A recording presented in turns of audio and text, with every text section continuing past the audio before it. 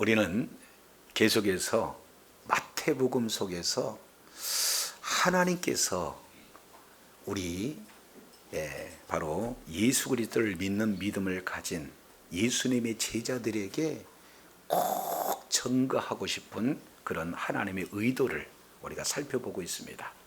그래서 이제 하나님의 나라를 들려주시고 하나님의 나라를 보여주셔서 하나님의 나라가 이 땅 가운데 임했다 하는 그 하나님의 나라를 실감케 하시는 주님께서는 이제 너희가 하나님의 나라를 실감했느냐? 그러면 그 하나님의 나라를 분향하라.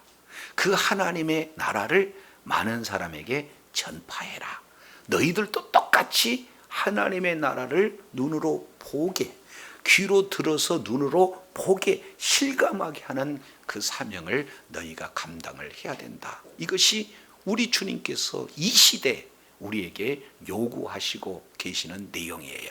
그러면 이제 복음을 전하는 그런 현장에는 크게 세 부류의 사람들이 있다.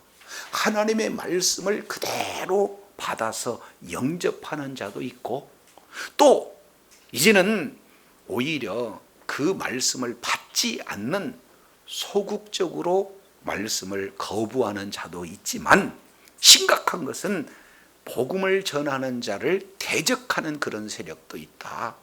그러면 참된 제자는 어떤 자냐? 대적하는, 그로 말미암아 이제 환경이 힘들고 손해가 나고 심한 경우에는 여러 가지 해가 미친다 할지라도 두려워하지 말라. 이 내용을 우리가 지난 시간 크게 세 번의 내용을 통해서 살펴봤어요. 두려워하지 말라, 두려워하지 말라, 두려워하지 말라. 그러면 왜 두려워하지 말아야 되는가? 가장 본질적인 내용은 바로 너희가 예수님의 제자요, 너희가 예수님의 종이라면 제자로서 가장 행복한 상황은 어떻게 되어지는 거냐? 바로 제자는 스승을 닮아가는 자요, 제자는 스승이 가고자 하는 그 길을 동일하게 따라가는 자가 되어지는데, 주변 사람이 너희가 스승과 닮았다 그러면 이보다도 큰 기쁨과 이보다 큰 자랑이 어디 있겠느냐? 그래서 예수님이, 스승이 되신 예수님이, 주인이 되신 예수님이 세상이 평가하기를 귀신 들렸다, 바알세불이다 이렇게 평할 것 같으면 예수님을 닮아가는 그 길을 걷고자 하는 제자들에게 당연히 대적하는 것이 옳지 않겠느냐? 그러면 이런 대적의 환경이 열린다 할지라도 두려워하지 못할, 두려워해서는 안 될 세 가지. 첫 번째, 그 주님을 위해서 애쓰고 힘쓴 모든 내용 마지막 날 뭐예요? 다 드러나기 때문에 두려워하지 말라는 것. 두 번째, 이제 그 대적자는 너희의 목숨은 끊을 수 있어도 지옥을 보낼 수는 없는 존재다. 그래서 하나님은 목숨도 끊고 지옥도 보낼 수 있는 그 하나님을 두려워해야지 그런 존재를 두려워할 이유가 없다. 세 번째, 그 함께 하신 하나님은 나보다도 나를 더 잘 아시는, 머리카락도 세실 수 있는 그런 하나님이 함께 하시기 때문에 두려워할 이유가 없다. 이렇게 말씀하시면서 오늘 이 배경 속에서 이제는 진짜 복음이 증거되었을 때 그 증거되는 현장을 이제 점칭법적 측면으로 이렇게 표현하고 있어요. 세 부류의 존재를 말씀하고 있습니다. 첫 번째는 유대인이에요. 다른 말로 세상의 환경이 어떠한가. 두 번째는 가장 사실은 핵심적인 조직, 바로 공동체는 가족이에요. 그러면은 복음이 증거했을 때 세상과, 두 번째는 가정에서 이 복음이 증거됐을 때 나타나는 현상, 그리고 세 번째는 무엇보다도 가장 힘든 내용, 나 자신과의 그런 어떤 내용에서 나타나는 그런 결과, 이 세 부류에 대한 대상을 점칭법적인 측면으로 우리 주님께서 말씀을 이렇게 하고 계십니다. 자, 첫 번째 35절 우리 한번 살펴보도록 하겠습니다. 34절이네요. 내가 세상에 화평을 주러 온 줄로 생각하지 말라. 화평이 아니요, 뭐를 주러 왔다? 예, 여기에서 주러 왔다, 주러 왔다 이렇게 말씀을 하고 있는데, 여기서 준다라는 풋노트 2번 내용을 보니까 뭐예요? 던지러 왔다 이렇게 표현해요. 그러니까 예수님께서 이 땅에 오신 목적을 두 가지를 대비해서 지금 말씀을 하고 있어요. 하나는 화평을 주시기 위해서 오는 것으로 기대를 하는데, 그런 자들에게 아니다, 내가 온 것은 화평을 주러 온 것이 아니다, 이건요 과히 유대인에게는 충격적인 선언이다 라고 이렇게 밖에 볼 수가 없어요. 근데 더 심각한 것은 화평을 기대하고 있는 그들에게 화평을 주러 온 것이 아니고, 이번에는 더 심각하게 뭐라고 표현해요? 검을 주러 왔다.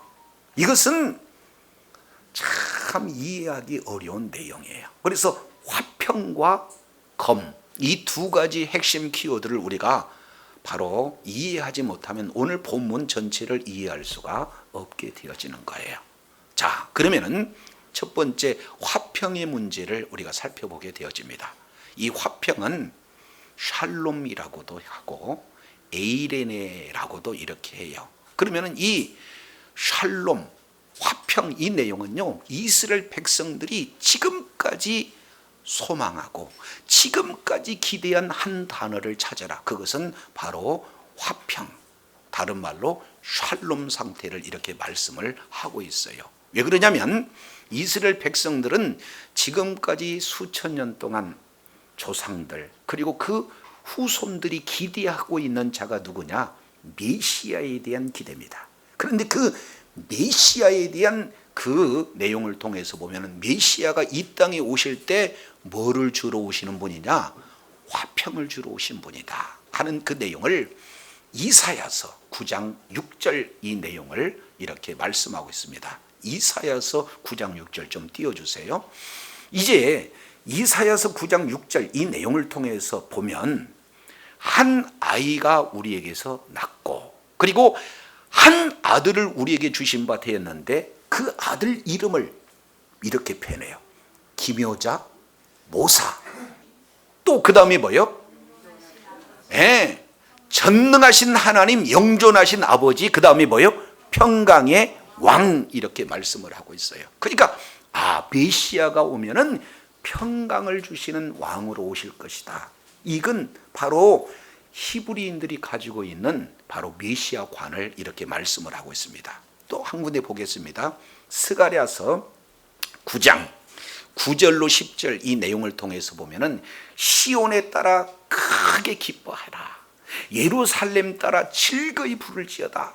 그래서 기쁨과 즐거움, 이 내용이 왜 그러냐? 보라, 내 왕이 내게 임한다는 것. 여기서 왕은 메시아를 말씀하고 있고 하나님을 말씀하고 있어요. 그러면 이분이 오실 때 공의로 구원하실 뿐만 아니라 겸손해서 나귀의 새끼를 타고 오신다, 이렇게 말씀하고 있습니다. 자, 그러면 그분이 오셔서 하는 내용이 10절 이렇게 표현해요. 내가 에브라임의 병거와 예루살렘의 말을 끊겠고 전쟁하는 활도 끊으리니 그가 이방 사람에게 뭐를 전할 것이요? 그렇습니다. 화평을 전할 것이요. 그러면 오실 메시아는 마치 다윗이 주변의 모든 국가들을 다 이제 승리하잖아요.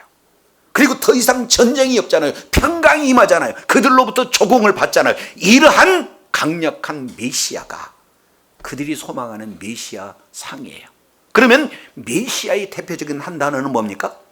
평강이잖아요. 그래서 평강에 대한 소망, 평강에 대한 그 갈급함이 있는 그들에게 우리 주님은 뭐라고 표현해요? 내가 평강을 주러 온 것으로 생각하지 말라. 이것은 유대인들이 이 내용을 받아들일 때는 도무지 받아들일 수 있는 그런 내용이 아니에요. 근데 더 심각한 것은 내가 화평으로 주러 온 것이 아니라 뭘 주러 왔다? 검을 주러 왔다. 이게 무슨 말입니까? 자, 그렇기 때문에 화평과 검과는 사실은 함께 할 수 없는 대비적인 그런 어떤 용어가 아니겠어요. 그래서 여기에서 우리가 살펴보는 것은요, 유대인들은 성경을 읽을 때 자기들의 관점에서, 자기들의 생각에서 선택적으로, 부분적으로 자기의 유리한 부분만을 선택 취사하는 그런 자기 생각으로 성경을 이렇게 해석하고 있는 것을 보게 됩니다. 그런데 우리 주님께서는 잘못된 그 내용을 검을 준다는 것은 뭐예요? 그 생각에서 빼내는 그런 내용이 검이다, 이렇게 말씀을 하고 있어요. 자, 검은요 크게 두 가지가 있습니다. 긴 검, 또 하나는 작은 검, 단검, 이렇게 표현해요. 긴 검은 상대가 멀리 있었을 때 상대방을 공격하기 위한 그런 검이라면, 단검은 굉장히 근접할 때 쓰는 검 아니겠습니까? 그래서 여기서 검은 단검 이렇게 표현해요. 예, 마카리아, 단검, 아주 근접해서 쓰는 그런 검을 이렇게 표현을 하고 있습니다. 그래서 우리 주님이 이 땅에 오신 것은 뭐를 주러 오셨어요? 검을 주러 오셨어요. 근데 본문 내용을 통해서 보면은 준다가 아니라 뭐예요? 던지다. 내가 이 땅에 검을 던지러 왔다, 지금 이렇게 표현을 하고 있는 것을 보게 됩니다. 근데 이것을 검을 던졌을 때의 그 결과가 어떻게 진행이 되는가? 35절에 이렇게 표현이 되고 있죠. 내가 온 것은 사람이 아버지와 딸이 어머니와 며느리가 시어머니와 뭐 하게 하려 합니다? 불화하게 하려 합니다. 그러니까 검이 던져지면 그 검이 던져진 결과는 뭘로 나타난다는 거예요? 불화로 나타난다는 거예요. 그러니까 이 검의 기능을 우리가 잘 살펴보면은, 아, 이것은 한마디로 뭐 전쟁에서 죽이는 그런 검보다도 하나의 뭘 결과적으로 나타내는 거예요? 불화하게. 여기서 불화하다라는 원어적 의미는요, 칼로 잘라서, 칼로 두 동강이를 내서 서로 나누는, 구별하는 것을 불화, 이렇게 표현을 해요.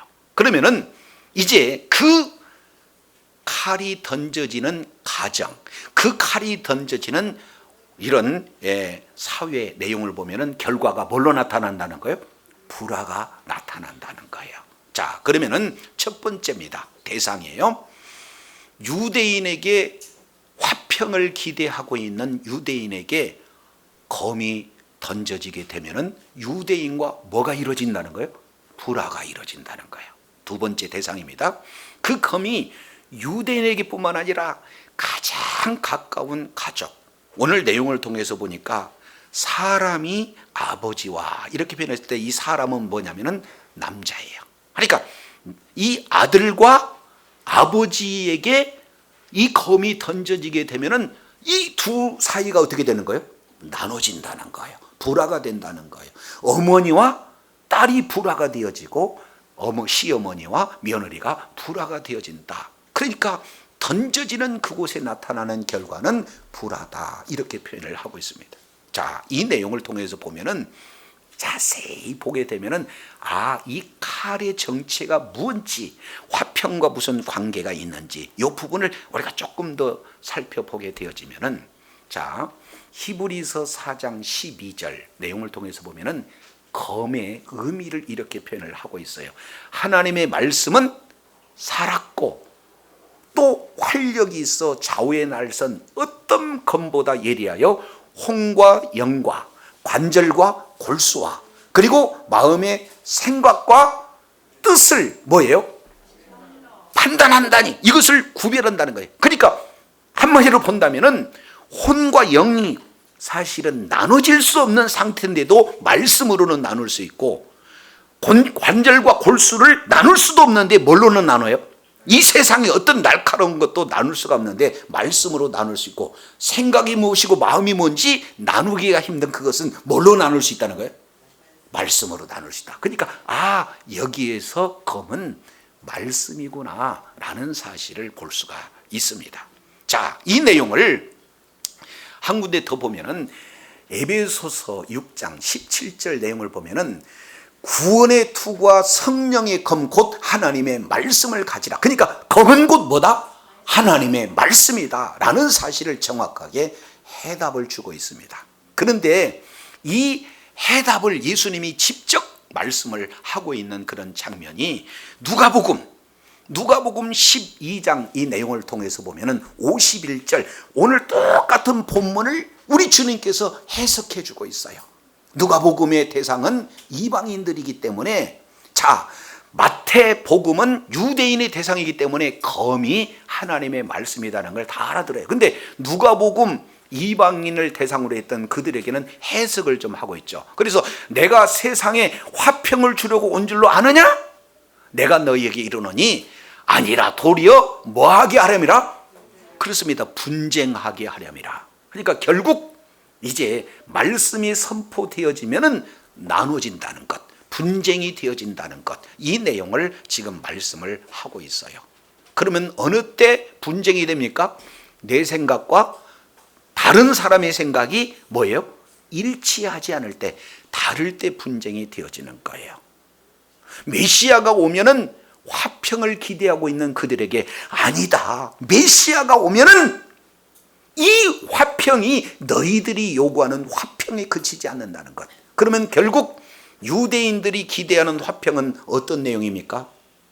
유대인들이 기대하고 있는 화평은 수평적인 화평을 이야기하고 있어요.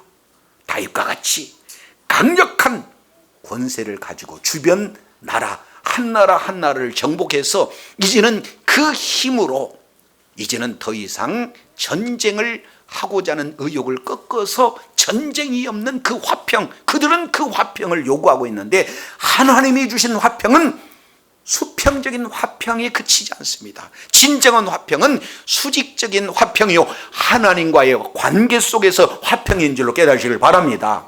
그래서 로마서 1장 18절 이 내용을 통해서 보면은 하나님과 인간 사이에 원수 관계가 되어 있는데 그 원인은 뭐냐? 죄 문제라는 거예요. 그래서 죄에 따라서 하나님과 화평해야 할 우리가 죄 때문에 원수, 그래서 죄로 말미암아 진노하시는 하나님을 말씀을 하고 있어요. 그래서 이 죄 문제가 해결하지 않고는 어떻게 되는 거예요? 화평의 문제가, 본질적인 화평의 문제가, 수직적인 화평의 문제가, 하나님과 인간 사이의 화평의 문제가 해결되지 않는다는 사실입니다.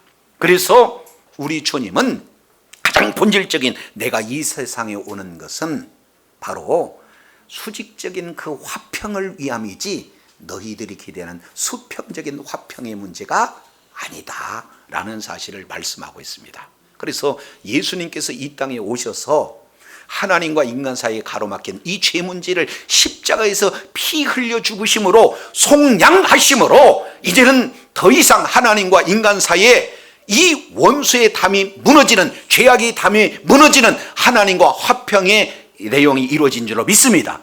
또한 이웃과 이웃과의 화평이 이제 실질적으로 이루어지는 것은 예수님이 이 땅에 오신 목적이다, 그 말이에요. 그러니까 성경을 자기식으로 오해하는, 자기식으로 생각하는 그런 유대인들에게 복음은 어떻게 되는 거예요? 분쟁이 되어지는 거예요. 그리고 안락하고 평안한 이 세상의 가치로 살아가고 있는 그런 가족들에게 예수님만이 진리입니다, 예수님만이 구원입니다 라고 전하면은 어떻게 되는 겁니까? 아버지와 아들 사이에 불화가 나요. 그리고 딸과 어머니 사이에 불화가 나요. 시어머니와 며느리에게 뭐예요? 불화가 난다, 그 말이에요. 아무리 시어머니가 며느리에게 잘해준다 할지라도 얘야, 우리 예수 믿고 우리가 정말로 예수님 안에서 하나가 되자 그러면은 불신 며느리는요 바로 거부하게 돼 있어요. 이것이 지금 현실 내용입니다. 그러면 이 내용은 오늘날 우리에게도 그대로 적용이 되지만 그때 그 당시의 내용을 보면은 가족 공동체에 굉장히 강합니다. 이 세상에서 가장 이제 견고한 공동체가, 가장 기초적인 공동체가, 가장 핵심적인 공동체가 무슨 공동체예요? 가족 공동체예요. 그래서 그들은요 유대교로 똘똘 뭉쳐있는 한 가정에 복음이 던져져요, 검이 던져져요. 그 복음, 검을 받아든 그런 자는 이제 가족 한 사람들에게 그 복음을 전하고자 했을 때 받아들여져요, 안 받아들여져요? 그러니까 뭐가 생기는 거예요? 불화가 생기는 겁니다. 오늘 저와 여러분 예수님의 제자라면 우리에게 하나님께서 천국을 실제 가르쳐 주셨어요. 직접. 그리고 천국을 이제 직접 눈에 볼 수 있도록 우리 주님께서 보여주셨어요. 그래서 천국을 실감한다. 다른 말로 천국의 맛을 경험한 저와 여러분들은 천국을 전하지 않을 수 없다 그 말이죠. 예수님의 제자라면 반드시 천국을 복음을 증가하는 자리에 있게 된 줄로 믿습니다. 그런데 문제는 복음을 전하면 뭐가 된다는 거예요? 불화가 나온다는 거예요. 그래서 진정한 제자도는 첫 번째 어떤 자냐? 바로 구별된 존재로 가장 이해하기 힘든 그 사회 구성원들, 그리고 가장 가까운 가족이다 할지라도 복음을, 바로 천국을 실감하는 자, 천국을 경험하는 그런 자들은 이제는 그 속에서 뭐를 던지는 자예요?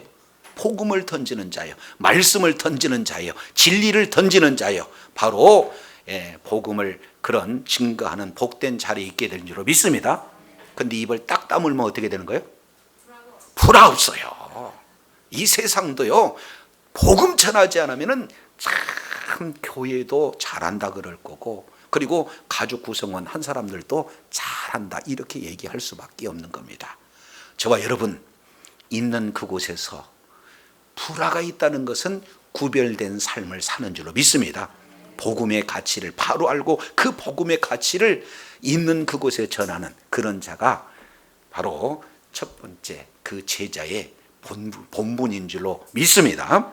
자, 두 번째, 이 내용을 통해서 보면 사람의 원수가 자기 집안의 식구다. 이게 웬 말입니까? 이 내용을 예수님께서 미가 선지자의 말씀을 인용해요. 미가서 7장 6절 이 내용을 통해서 보면 그때 시대적인 상황을 말씀을 하고 있는데, 시대적인 그런 상황 내용을 통해서 보면 바로 이 미가서 7장 6절 내용을 보면은 아버지가 아들 그리고 딸과 어머니 이 사이에 신뢰가 안 돼요. 왜? 그만큼 하나님의 말씀에서 벗어났기 때문에 불신사회라는 거예요.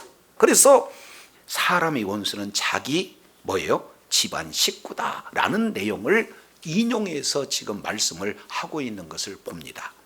자, 그러면 이 내용을 통해서 자세히 살펴보면은 바로 원수는 사실은 어디에 있어요? 집안 식구예요. 그러니까 복음을 전할 때 그냥 사회로부터 많은 사람부터 박해를 받는 것 많은 사람들은 견뎌내요. 그런데 자기 피부치, 자기와 가장 가까운 자기의 그런 어떤 함께 이렇게 생활 터전이 되는 그런 근간이 이제 무너지는, 한마디로 본다면 이제 가장 가까운 사람들에게 박해를 받는 건요 너무 사실은 견딜 수 없는 그런 고통이 되어지는 거예요. 자, 그래서 우리 주님께서는 유대인, 다른 말로 세상에서의 박해, 그리고 두 번째 가족에서의 박해, 이런 속에서 우리 주님께서 그럼에도 불구하고 복음을 증거하면 불화가 난다는 사실을 너희는 바로 알고 있는 그곳에서 참된 제자로서 구별된 삶을 살 것을 말씀을 하고 있으면서 크게 두 번째 요구하고 있는 내용이 37절입니다. 이 내용을 보니까 여기에 37절, 38절 두 개 내용을 보면은 내게 합당하지 아니하고 내게 합당하지 아니하고 내게 합당하지 아니하고 세 번에 걸쳐서 합당하지 않다. 그런데 이 내용을 앞에다가 비교로 해서 더 사랑하는 자, 더 사랑하는 자 이렇게 지금 표현을 하고 있습니다. 그러면 여기서 합당하다라는 이 원문 내용을 보면은 같은 가치를 지닌다라는 뜻이에요. 그러면은 합당하지 않다는 것은 뭐예요? 가치가 다르다는 거죠. 예수님의 원하시는 가치와 그리고 예수님의 제자들이 원하는 그 가치가 같아야 되는데 합당하지 않다는 것은 뭐예요? 가치가 일치하지 않는다는 거예요. 다르다는 거예요. 그러면 참된 제자는 예수님의 가치와 그리고 뭐예요? 제자들의 가치가 같아야 될 거 아니겠습니까? 그러면 어떤 것을 지금 말씀을 하고 있냐면 아버지 어머니보다도 더 사랑하고 아들과 딸보다 더 사랑하는 것. 이 가정에서요, 부모를 사랑하고 자녀를 사랑하는 것은 기본 중에 기본 아니겠어요? 그런데 이걸 잘못 오해를 하게 되면은, 아니, 기독교는, 특히 예수님은 부모를 사랑하지 말라, 자녀를 사랑하지 말라, 이렇게 오해할 수 있는데 그 의미가 아니에요. 여기서 보면은 한 단어, 더 사랑하지 마라. 더 사랑하지 마라. 그러니까 박해를 받고 예수 그리스도를 믿는 믿음을 가진 자는 세상의 어떤 사람들보다 가정을 더 사랑해야 될 줄로 믿습니다. 부모를 더 사랑하고 자녀를 더 사랑해야 돼요. 이것이 바로 기독교의 가치예요. 그런데 여기서 더 사랑한다는 내용은 우선순위를 얘기하고 있어요. 그러니까 모든 사랑하는 것 중에 가장 우선순위가 누구라는 것? 하나님이어야 된다는 것, 예수님이 돼야 된다는 것. 이것은 가족을 사랑하지 말라는 것이 아니라 가족을 사랑하되 가족보다도 더 사랑하는 대상이 바로 우리 주님이다. 이 부분들을 말씀하고 있습니다. 자, 출애굽기 20장 3절부터 이하를 보게 되면은 10계명이에요. 그 중에 1계명은 10계명 전체를 압축해 내온 내용이 되어지죠. 첫째 1계명은 나 외에 다른 신을 섬기지 말라. 근데 원문 내용을 보면은 하나님 얼굴과 너의 얼굴 그 사이에 아무것도 있지 말게 해라. 그러니까 하나님과 우리 사이에 얼굴과 얼굴을 마주 보니까 누구만 바라보라는 거예요? 그렇습니다. 하나님만 바라보래. 나는 너만 바라보겠다. 그러니 너도 뭐예요? 나만 바라봐라. 이 내용은 절대적인 사랑을 요구하고 있어요. 100% 사랑을 요구하고 있어요. 조금 이해가 될런지는 모르겠으나, 자, 제가 아내를 사랑하는데 99%를 사랑합니다 라고 얘기하고 1%는 다른 여인을 사랑합니다 라고 얘기하면 제 아내가 이 말을 듣는 순간 기분이 좋을까요? 나쁠까요? 나쁘죠. 어떤 사랑을 원해요? 100% 사랑. 이 내용을 우리 주님이 말씀하고 있어요. 너는 누구만 바라봐라? 나만 바라보라. 나도 너만을 바라보겠다 하는 그 내용이 바로 우리 주님이 저와 여러분에게 요구하는 절대적인 그런 사랑이에요. 그래서 어떤 하나님과 우리 사이의 가족도, 남편도 아내도, 사랑하는 아들도 딸보다도 더 사랑해야 할 대상이 바로 나다라는 이 절대적 사랑, 이 내용을 우리 주님이 요구하고 있어요. 이것이 바로 참된 제자가 걸어야 할 두 번째 핵심 내용이에요. 첫 번째, 구별된 사람. 복음을 가진 자라면 복음을 증거할 때 불화가 있는 건 사실이다. 그럼에도 불구하고 마치 말씀으로 딱 나눠서 이제는 잘못된 신앙 배격하고 세상 가치보다 하나님의 나라를 아예 구분지어서 복음에 걸맞는 그런 사람뿐만 아니라, 그 사랑은, 그런 구별되는 사랑은 가장 먼저 바로 사랑의 대상이 바로 우리 주님이 최우선이 되어야 된다는 것을 우리 주님께서 두 번째로 말씀을 하고 있어요. 그런데 세상보다도, 세상의 박해보다도 더 어려운 것은 가정에서의 그런 어떤 박해 내용 아니겠습니까? 그런데 진짜 어려운 대상은 세 번째입니다. 38절, 자기 십자가를 지고 나를 따르지 않는 자에게도 내게 뭐하다? 합당하지 않아. 진짜 어려운 싸움은 어떤 싸움이에요? 그 대상이 나다. 나. 복음하고 반대길을 걷는 그런 나. 내 욕심을, 내 혈기를, 내 음란을, 내 게으름을, 모든 거 하나하나가 하나님의 말씀을 이렇게 통해서 보게 되면 쫙 구분되어 나눠지잖아요. 그래서 이제는 내 욕심을 사랑하면 복음하고 멀어져요. 내 고집을 추구하면 추구할수록 복음과 멀어져요. 그래서 이제는 이 나, 어려운 나를 이제 하나님의 말씀에 쳐서 복종하는, 하나님의 말씀을 통해서 찔러 쪼개서 이제는 잘못된 부분들을 과감하게 배격하는 이런 어떤 내용이 되겠죠. 그렇지 않습니까? 이런 내용을 우리 주님께서 자기 십자가를 지고 나를 따르지 아니하는 자, 이렇게 표현하겠습니다. 내 자신이 복음보다 더 사랑하는 것이 뭐가 있을까? 욕심일까?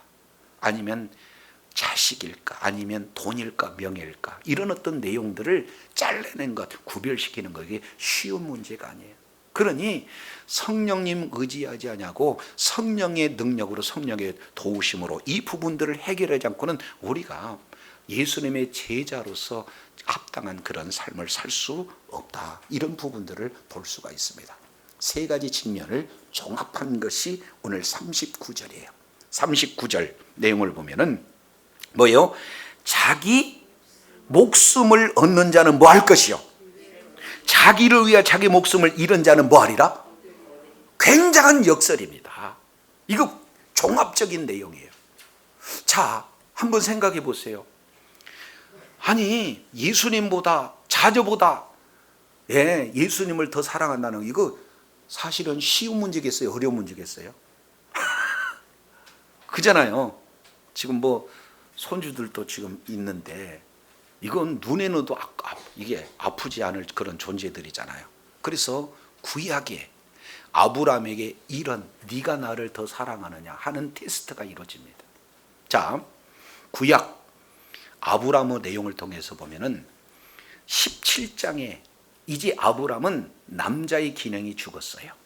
그리고 이 아브라함의 아내 사라도 여자의 기능이 죽었어요. 그렇기 때문에 아이를 낳을 수 없는 그런 어떤 상태에서 하나님께서 내년 이맘때에 내게 아들이 있으리라 하는 하나님의 음성을 듣게 됩니다.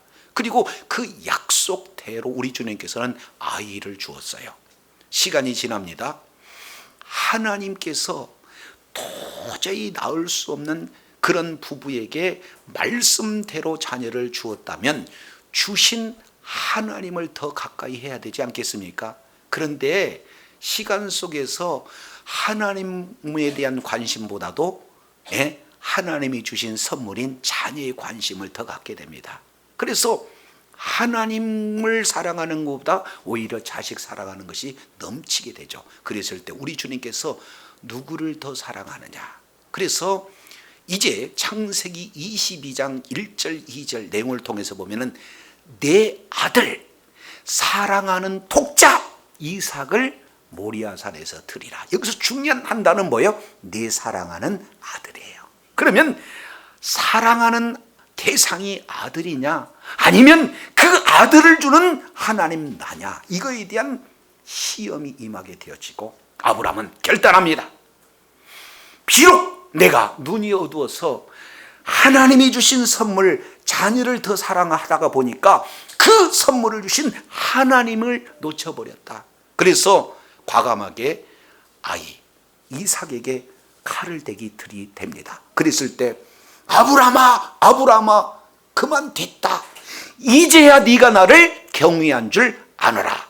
그래서 결국 하나님을 더 사랑하는 것이 입증이 되어서 그 이후에 엄청난 바로 아브라함을 통해서 세계 만민이 복을 받는 놀라운 축복의 소유자가 바로 아브라함인 것을 우리는 창세기 22장 내용을 통해서 보게 됩니다. 자, 신약 성경이에요. 요한복음 21장 하반절 내용을 통해서 보면은 예수님께서 부활 후 11제자에게 찾아옵니다. 그 중에 베드로하고 독대를 해요. 숯불을 켜놓습니다. 생선을 준비해 놓습니다. 주님과 친밀한 대화가 이루어져요. 왜 그러냐면 예수님이 잡히시던 그날 밤에 베드로는요 이렇게 표현해요. 예수님 제가 예수님을 사랑하는 줄 주님 아시지 않습니까? 그랬을 때 예수님은 너 마음은 알겠는데 너 나를 팔 것이야. 아니요, 저는 다 판다 할지라도 저는 제 목숨을 내놓겠습니다. 호언장담했던 베드로가 닭이 2번 올 때 3번 부인하는 그런 우를 범하게 되죠. 자, 찾아왔습니다. 그리고 코가 쭉 빠져있는 베드로를 향해서 이렇게 표현해요. 베드로, 시몬의 아들 요한아, 내가 다른 사람보다도 나를 더 사랑하느냐? 이것을 3번 물어봐요. 그러니까 지난날의 과오, 허물 우리 주님은 물어보지 않고 사역이 준비됐느냐? 그럴 만한 자세가 되어 있느냐? 뭔가 그런 능력을 갖추어져 있느냐? 이런 것 물어보지 않고 뭔만 요구하고 있어요? 네가 나를 사랑하느냐, 그 사랑만 물어봐요. 그리고 나서 내 양을 먹이라, 내 양을 치라, 그리고 내 양을 먹이라 우리 주님이 말씀하셔요. 그래서 이제는 예수님의 제자로서 인정을 받아서 정말로 하나님의 이제 그런 나라를 확장하는 일에 예수님의 그런 진실된 제자로 사명을 다했던 베드로의 모습을 우리가 살펴보게 되어집니다. 아브라함처럼, 베드로처럼 지금까지는 자식을 사랑했고, 지금까지는 자기 목숨을 더 예수님보다 사랑했으나 예수님의 그 사랑을 경험했던 그들은 모두가 다 뭐예요? 다 주님을 우선시하는 그런 신앙이 바로 참된 제자의 모습이 그대로 담겨져 있어요. 이것을 종합해서 39절 한 단어로 이렇게 표현해요. 자기 목숨을 얻은 자는 잃을 것이요, 나를 위하여 자기 목숨을 잃은 자는 뭐하리라? 얻으리라. 최종적인 내용은 뭡니까? 목숨입니다. 우리 목숨보다도 더 사랑의 대상이 누가 해야 된다는 거예요? 예수님이 되어야 된다는 것을 우리 주님이 말씀하고 있어요. 훗날 자기 목숨보다도 더 사랑했던 11 제자는 주님을 위해서 기꺼이 순교의 길을 걷습니다. 반면 자기 목숨을 더 사랑했던 가룟 유다는 이제는 어떻게 되는가요? 예수님을 부인하는 그런 결과로 나타나져요. 그래서 오늘 우리 주님께서는 참된 제자, 바로 그 상이 무엇인가? 첫 번째, 있는 그곳에서 복음을 증거할 때 불화가 반드시 나타나는 사실을 알고 참된 제자로서 복음을 증거하는 그런 자가 나를 따르는 자요, 참된 제자라고 주님이 말씀하고 있고, 두 번째, 그 마음 가운데 중심에 가장 사랑의 우선 대상이 바로 예수님이라는 것. 그리고 세 번째, 그 길을 걷는데 이제는 무엇보다도, 유대인보다도, 세상보다도, 가정보다도 정말 힘든 싸움이 바로 무엇이에요? 나 자신과의 싸움이에요. 복음을 복음되지 못하게 하고, 교회가 교회되지 못하게 하고, 복음을 증가하는 모든 방해 요소, 고집과 싸우고, 또 혈기와 싸우고, 욕심과 싸우고, 분냄과 싸우고, 음란과 싸우고, 죄악과 싸우고, 사단이와 싸워서 날마다 이길 수 있는 그 내용은 하나님의 말씀인 줄로 믿습니다. 성령의 검 곧 하나님의 말씀으로 도려내서 정말로 성령의 능력으로 하나님의 말씀을 소유한 자로 정말로 예수님이 걸었던 그 길, 예수님을 닮은 제자로서 이렇게 살아가는 것이 바로 참된 제자의 상을 우리 주님이 보여주고 계십니다. 저도 여러분도 주님 오시는 그날까지 세상과 구별되는 삶, 모든 삶의 영역에서 예수님을 가장 우선적으로 이제 사랑하는 삶, 그리고 그 길이 어렵지만 그 십자가를 내가 짊어지고 주님의 길을 닮아갈 때 마지막 최후의 승리자가 되어 하나님 앞에 영광 돌리는, 그래서 하나님의 나라를 실감한 자가 이제는 하나님의 나라를 분양하고, 그리고 마지막 28장 18절 20절 내용에 하나님의 나라를 확장하는 일에 존귀한 자로 쓰임받는, 그래서 하나님께서 세상 끝날까지 너와 함께 하신 그 약속의 소유자가 되어 하나님께 영광 돌리는 주의 사랑하는 자녀들이 다 되시기를 예수 이름으로 축원합니다. 기도하겠습니다.